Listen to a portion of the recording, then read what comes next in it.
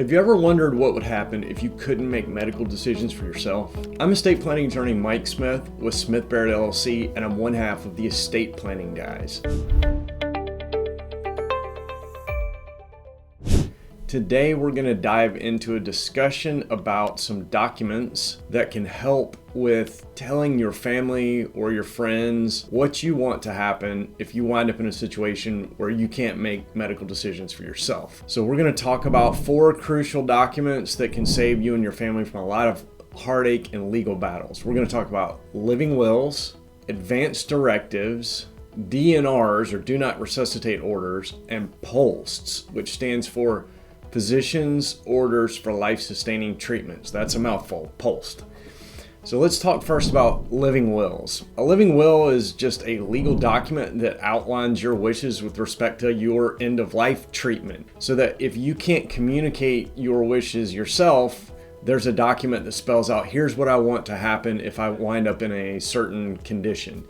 And living wills vary by state. There are even some documents that are created by private companies or organizations. There's one called 5 Wishes that's a prevalent one in our area. But these documents are basically a way for you to record what your wishes are with respect to that end-of-life treatment. So do you want a ventilator if you can't breathe for yourself? Do you want CPR used if your heart stops? Do you want to be fed by tube or other means? Do you want to have hydration by tube or other means? So all those sorts of decisions. And you can spell out in a living will exactly what you want to happen. And in most cases, the way that a living will works is it says that 2 physicians have to have a written opinion that you can't make or communicate those decisions for yourself anymore, and then they will follow the instructions that you've left in your living will.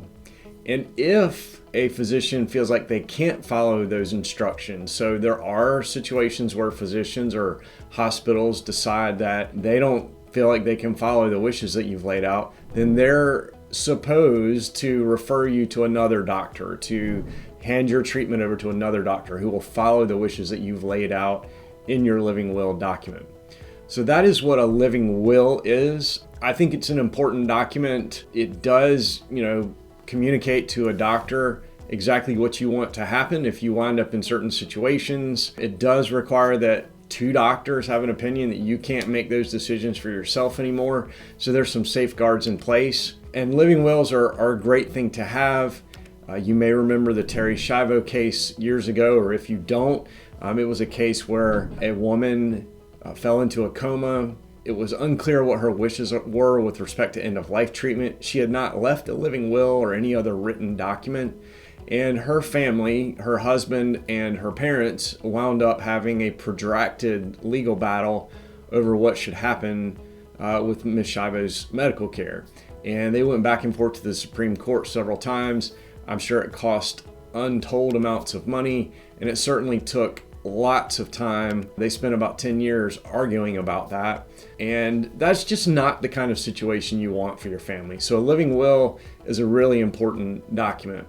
Now let's talk about the second document. That's what's called an advance directive. And an advance directive is a general term that can refer to many different types of end-of-life documents. So a living will is a type of advance directive, as well as a DNR is a type of advance directive. But some states have passed statutes to create a statutory advance directive. So in Georgia, for example, we have the Georgia Advance Directive for Healthcare.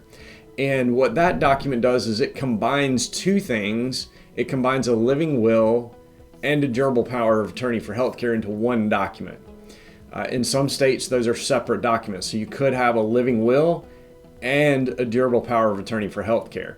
So we've talked about what a living will does. The Georgia Advance Directive for Healthcare contains a living will within the document. And basically the way that the Georgia living will works is that if you're in any condition that you've outlined, so there are 2 different conditions. The first one is that you are in a situation where you have no behavioral response. So for example, a coma, and you've got 2 doctors saying that, there's nothing more they can do and that you can't communicate your wishes about your healthcare treatment. And the second condition, and you can choose one or both of these, the second condition is that you've got an incurable or irreversible disease that's going to result in your death in a relatively short period of time. Generally, my experience in talking with doctors who are clients of mine and others is that they regard that as sort of a 6-month timeline, but there's not an official timeline on irreversibility in that situation. But you can say, if I'm in either of these two conditions, then here's what I want you to do. And then you have 3 choices. Those are: do everything you possibly can to keep me alive. The second one is what laymen would refer to as pull the plug. So don't do anything but keep me comfortable. So give me medication to keep me out of pain, but don't do anything beyond that. And then the third one is, I want you to do these specific things, but I don't want any other treatment than that. So you could say, I specifically do want you to use a ventilator if I stop breathing, but I don't want you to do anything else. And so those types of more nuanced choices are available. Now, that living will is contained within the Georgia Advanced Directive for Healthcare. And as long as the person that you've named as your healthcare agent, so the Advanced Directive allows you to name someone to make medical decisions for you called a healthcare agent. And as long as that person is able to make those decisions, then they will make the decisions based on what you've told them, what they know about you, your values, and the situation. So they will make a decision based on all of those factors, and they will tell the doctors, here's what you need to do in terms of treatment.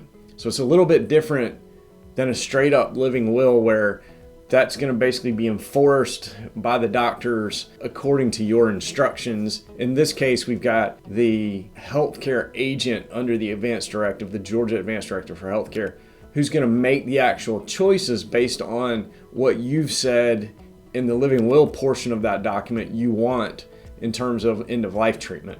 So it's a little bit different with this Georgia Advanced Directive for Healthcare. In some states where they don't have an advanced directive like we have in Georgia, there'll be a separate document called the Durable Power of Attorney for Healthcare.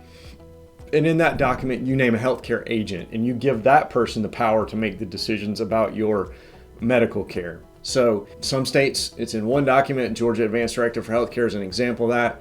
In other states, separated into 2 documents: living will, durable power of attorney for healthcare. But the basic concept is that you want to have an agent, a healthcare agent, who can make medical decisions for you if you're unable to do it, and then a set of instructions in the living will piece or in the Georgia Advanced Directive for Healthcare that tells your agent, here's what I want you to do if I wind up in a situation where I'm on life support and there's nothing more that the doctors can do for me. So that's a living will and an advanced directive. The third type of document is what we call a DNR order, or a do not resuscitate order. And that's a little bit different in that that is an order that tells your healthcare providers not to perform CPR if your heart stops or you stop breathing. So this is different from a living will or an advanced directive for healthcare, where you are setting out your wishes with respect to treatment, and then you're giving that power to an agent to make the decisions. With a DNR, this is an actual order to the physician that says, hey, if my heart stops, I don't want you to perform CPR. I don't want you to take any extreme measures to keep me alive. So I don't want any aggressive life-saving measures. So the DNR, to differentiate that from a living will or an advanced directive for healthcare, is an order to the physician that tells them, don't give me any CPR or any aggressive life-saving measures if my heart stops. So that's the difference between a DNR, do not resuscitate order, and the advanced directive or living will with durable power of attorney type situation that we recommend as a legal document. All right, so that's 3 of the important end-of-life documents that we recommend that you know about. We definitely recommend that you have an advanced directive or the living will, durable power of attorney for healthcare combination. The DNR is typically used in a situation where someone has a terminal illness. And so, someone goes into the hospital, they feel pretty certain they're not going to come back out of the hospital, or they have a terminal illness, cancer, for example, and they know that they don't want to be resuscitated if their heart stops. And that is an order, again, that's directly to the doctor. So if you're interested in learning more about how we help families protect their legacies from probate, predators, and government intrusions, I wrote a free book titled The Ultimate Gift that lays it all out. If you'd like to pick up your free copy of The Ultimate Gift, simply click the link below, give us your address and a credit card for shipping and handling fees, and we'll ship it out to you free of charge. Read The Ultimate Gift so you can learn how to protect your family.